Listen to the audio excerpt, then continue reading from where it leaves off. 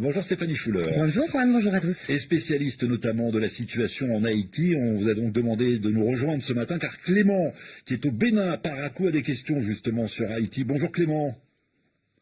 Bonjour Juan. Soyez le bienvenu. Bonjour RFI.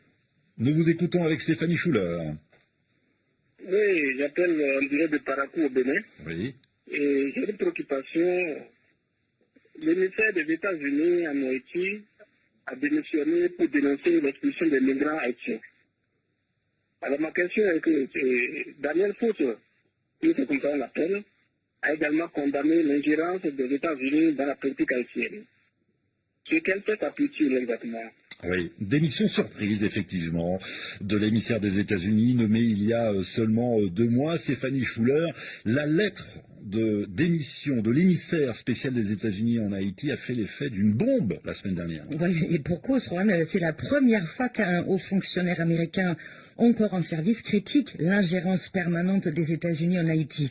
Alors je vais vous donner quelques exemples et sachez-le Clément, cette liste est loin d'être exhaustive. Prenons par exemple l'élection présidentielle à la fin de l'année 2010, quelques mois seulement après le terrible tremblement de terre. Selon les autorités électorales haïtiennes, 2 candidats se qualifient pour le second tour. Il s'agit de Jude Célestin et de Mirland Maniga. Ce résultat ne plaît pas à Washington, qui dépêche une mission de l'Organisation des États américains sur place, officiellement pour des soupçons de fraude. Un recomptage des voix est entrepris dans la plus grande opacité. Au final, Jude Célestin est évincé du second tour au profit d'un certain chanteur dont vous connaissez très certainement Michel le nom. Martelly. Exactement, Michel Martelly. Et c'est lui qui emportera finalement la présidentielle, alors que initialement il n'était même pas au second tour. Et dans les années qui suivent, Stéphanie Schuller, les États-Unis soutiennent Michel Martelly coûte que coûte. Et ça alors que le nouveau président haïtien ne respecte pas les échéances électorales, notamment il remplace les maires dont le mandat est arrivé à terme par des agents intérimaires qu'il choisit lui-même. Et en janvier 2015, la crise institutionnelle monte encore d'un cran. Faute d'élections organisées à temps, les mandats des députés cette fois et de 2 tiers des sénateurs touchent également à leur fin. Et là, nouvelle ingérence flagrante de Washington. L'ambassade des États-Unis publie un communiqué qui dit « Washington va continuer, quoi qu'il arrive, de travailler avec Michel Martelly, même si le président haïtien doit légiférer par décret. » C'est un affront énorme pour les élus qui, à ce moment-là, sont encore en poste. Et alors que les tractations de la dernière chance sont en cours au Parlement pour tenter de voter une prolongation éventuelle exceptionnelle de leur mandat et ainsi éviter la crise, l'ambassadrice personnellement des États-Unis s'invite au Parlement sans y être conviée. Ah oui.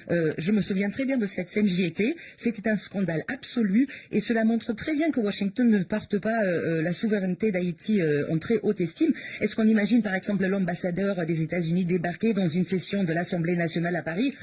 Non, bien évidemment. Non, Voilà. évidemment. Et ce soutien américain, Stéphanie Schuller, s'est poursuivi durant la présidence de Jovenel Moïse. Absolument. Washington faisait même partie des rares appuis de ce chef d'État sous lequel, comme vous le savez, la situation politique, économique, sociale et surtout sécuritaire s'est dégradée comme jamais auparavant en Haïti. Après l'assassinat de Jovenel Moïse, c'est le Core Group, vous savez, ce groupe qui regroupe les pays, entre guillemets, amis d'Haïti, avec là encore à sa tête les États-Unis, qui a installé le Premier ministre Ariel Henry au pouvoir, alors que son prédécesseur, Claude Joseph, semble également tenir à ce poste.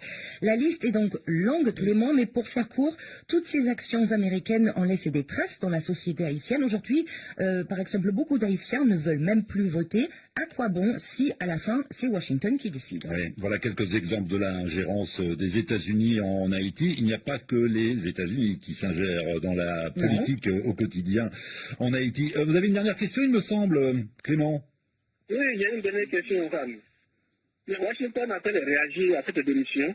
Y a-t-il eu des réactions aux États-Unis, Stéphanie? Alors pas pour l'instant, pas de grandes réactions pour ce que a fait en fait l'administration Biden, c'est de démolir l'image de ce diplomate Daniel Foote, pourtant assez chevronné. Mais c'est quand même aussi après le départ de cet émissaire que le président Biden a fait 2 annonces. Premièrement, l'utilisation des chevaux pour sécuriser la frontière américaine est suspendue jusqu'à nouvel ordre. Et les gardes frontières responsables des violences contre les migrants haïtiens vont devoir payer pour leurs actes. Mais pas encore d'annonce concrète et probablement il n'y en aura pas sur la politique américaine en Haïti.